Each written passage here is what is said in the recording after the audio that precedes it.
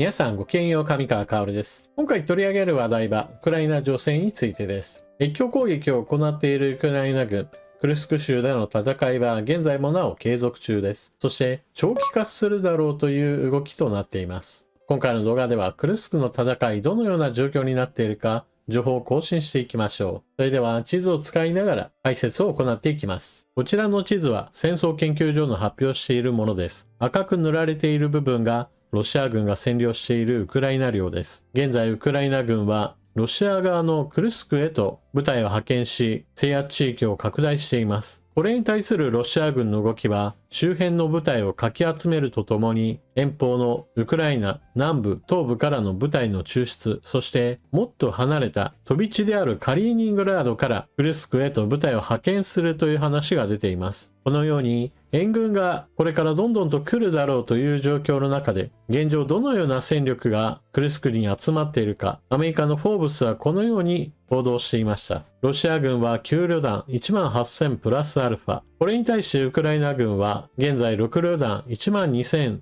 プラスアルファとなっています。このプラスアルファの部分については、ロシア側では国境警備隊や FSB の治安維持部隊なども加わった数だと見られています。一方でウクライナ側の12,000プラスアルファの部分は、ロシア人義勇兵部隊や一部の特殊部隊などを加えたものと見てください。数としては、すでにロシア軍の方が多くなっており、これに伴って一気に前進することは難しくなっていると言えるでしょう。こちらはクルスクの詳しい地図。前回の動画において、ウクライナ軍がスジャの町を制圧したとお伝えしました。その後ウクライナ軍はさらに東へと進んでいるのですが、未だにロシア側はスジャの町は陥落していないと発表しており、双方の意見は対立したままです。そして、ウクライナ軍の進軍に伴って、さらに避難命令が発令されました。現在、クルスク州における避難民の数は、12万人から18万人へと増加しているところで、ウクライナ軍がさらに進軍することができれば、この避難民はさらに増大し、ロシア政府にとって悩みの種となるでしょう。そして数の上においてはロシア軍が多くなったという話をしましたが、同時にそこには問題もあります。ロシア軍の数を揃えるための手段として多くの徴集兵が現地に投入されています。これらの人たちの戦闘意欲は非常に低く、多くの投降兵が発生しています。ウクライナ、クルスクでロシア軍100人以上捕獲。単一作戦で最大規模の捕獲。ウクライナ保安庁 SBU の特殊部隊は8月14日水曜日、ロシアのクルスク地方でロシア兵102人を捕らえた。これは現時点で敵軍兵士の単独捕獲としては最大規模であり、ウクライナの報道機関に証明する証拠を提供した。この占領は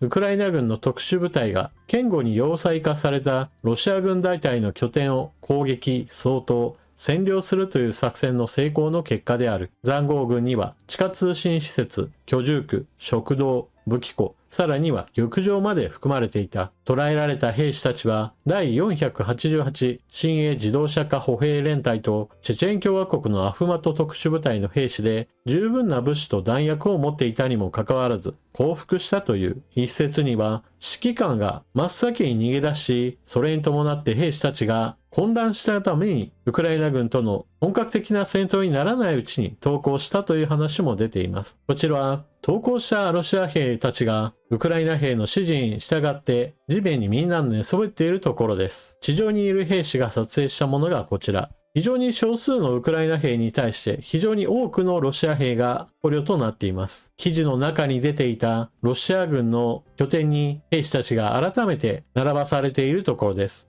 この後この兵士たちは車両に乗せられてウクライナ本国へと送られていきます。記事にもあったようにロシア軍は少なくとも食料や武器弾薬類などについては多くの備蓄があり、戦おうと思えば戦えたはずです。しかし彼らには戦う意思がありませんでした。そして地下施設なども発見されており、少々の砲撃では傷つかない程度の防御施設は築いていたようです。これらについては今後ウクライナ軍が活用することでしょう。このように数が多くてもその兵士の質について問題があれば、この後の戦闘もどうなるかはわからないものです。現在ロシア軍は援軍を待ちつつ、ウクライナ軍の攻撃に耐えうるようにと新たな塹壕を築いています。そして待ち伏せ攻撃を行っているようです。これに関しては、ウクライナの先遣部隊はかなりの打撃を受けているようで、破壊されたウクライナ軍車両の映像なども公開されています。そういった情報については、ロシア側の支持者の人が動画を作っていると思うので、見たい方はそちらをどうぞ。ロシア軍はウクライナ軍の攻撃を覚悟した上で、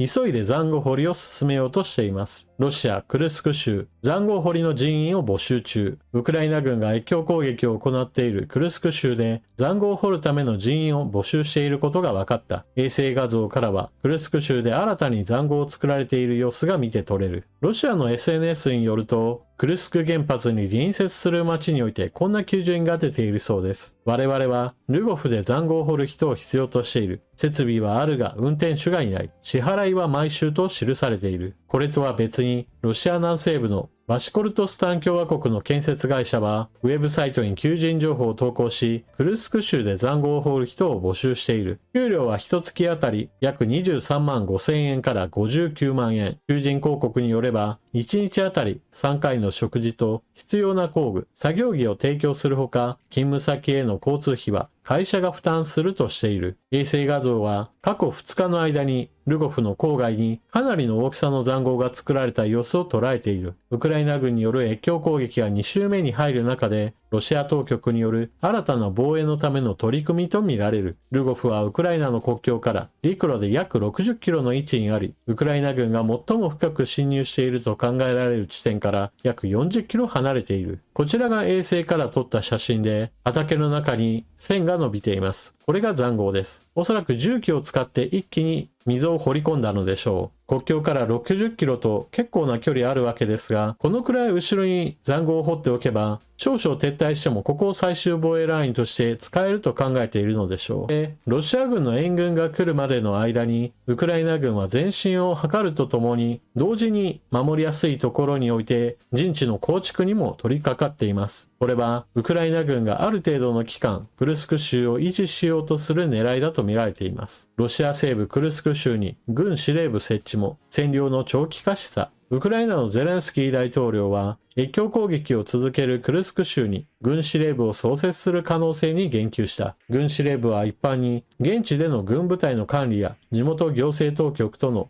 調整などを担当する機関で、ロシア領土の占領を長期化する意図を示唆したものとみられる。ゼレンスキー氏は14日の SNS への投稿で、クルスク州に関する会議を開催したと発表。必要に応じて軍司令部を創設する問題などを協議したと説明した。また、ウクライナ軍は国際法を遵守しつつ、自国民保護の観点からロシア領土内での作戦を実施していると強調した。14日にはウクライナ軍のシルスキー総司令官がクルスク州の町スジャの制圧を完了したとゼレンスキー氏に報告。ロシア側は否定している。シルスキー氏によると、6日の越境攻撃の開始以降、ウクライナ軍はロシア領土1000平方キロ以上と70以上の集落を支配下に置いた。アメリカ紙フォーブスの電子版は、ウクライナ軍が制圧地域で塹壕の構築を始めており、彼らが制圧地域に留まろうとしている兆候だと指摘していた。一方、クルスク州当局は、州内の住民避難の範囲を拡大すると発表した。さらなるウクライナ軍の進軍への危機感を示した形だ。ウクライナ軍のクルスク州における制圧地域が1000平方キロメートルを超えましたよという話は前回の動画でも行いました。これがどのくらいの広さかについてちょっとわからないというコメントも入っていました。東京23区の広さが622平方キロ、そして東京都全体であれば2194平方キロ、大阪府であれば1899平方キロといった具合に、ウクライナの制圧している地域がそれなりの広さだということがお分かりでしょう。クルスク州に展開している兵力が1万人以上となった状態において、これからの話をしましょう。まず第一に弾薬不足については、現在のところアメリカも EU からも物が入っている状態ですから、少なくとも弾薬不足といった問題は今のところ心配する必要はありません。また、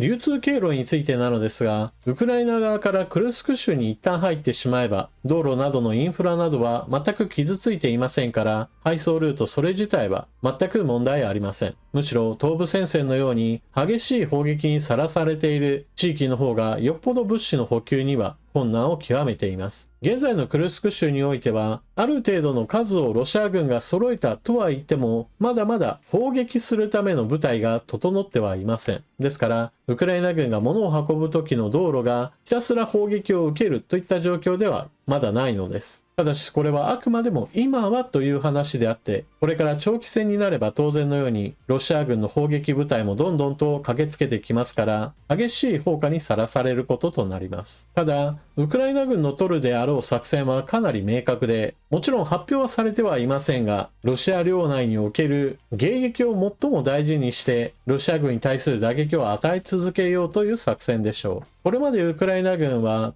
東部戦線においてこのような作戦を展開してきました。守っていれば必ず攻めかかってくるロシア軍の方が被害が大きくなるという原則を最大限にクルスク州で展開するのでしょう。クルスク州には破壊されていない施設が山ほどありますし、地雷原などもありません。これからウクライナ軍が地雷原を作り、そして陣地を構築し、本国領土を取り返そうとするロシア軍に対する迎撃戦闘を活発化させれば、たとえ一つ一つの陣地を退いたとしても、元からロシア領ですからウクライナにとっては痛くも痒くもない話です。もちろんこの作戦には多くの兵士の命がかかっているわけですが、ウクライナとしては長期戦においてロシアにどれだけの人的損失を生み出すかといったところに作戦の目標があるのかもしれません。また、クルスク州へと遠距離攻撃の前進基地を作ろうとしているのももう一つ注目すべきポイントでしょう。何しろアメリカやイギリス、フランスの供与している長射程のミサイルについては、ロシア本国領に使うなというような規制が未だにかかっているようですから、ウクライナ国産のドローンを少しでも前から発進させて、ロシアの空軍基地に対する攻撃などを活発化させたい狙いもあると見られます。あとは、今回のクルスク州に対する電撃的な攻撃で多くの捕虜を得ました。その人数については、ウクライナ国内の報道では、数百人レベルだという話をしているのが見られるのですが、同時にちょっと誇張しているんではないかなと思われるところでは、すでに2000人以上の捕虜を捕らえたと報じているところもあります。何にしても数百人であったとしても、これらの人たちを交渉材料として捕虜交換の話が前進すると見られます。今回多く捕らえた徴集兵の人たちは、たとえロシア側に戻ったとしても、戦闘にはほとんど貢献できない人たちです。現在のクルスク州におけるロシア軍には多くの徴集兵がいますから、これらの人たちをどんどんと捕らえ、そしてもう少しばかりロシア軍の陣地を切り取りたいものです。というわけで今回の動画はここまで。最後までご視聴いただきありがとうございました。チャンネル登録していない方はぜひともこの機会にチャンネル登録していってください。それでは動画をここまで見た方はぜひとも評価ボタンのクリックとあなたの感想コメントの書き込みよろしくお願いします。また情報の整理整頓、更新に役立ったなと思われる方は他の方にこのチャンネルをお勧めしたり、スーパーチャットでねぎらってもらえると嬉しいです。それでは次の動画でまたお目にかかりましょう。またね。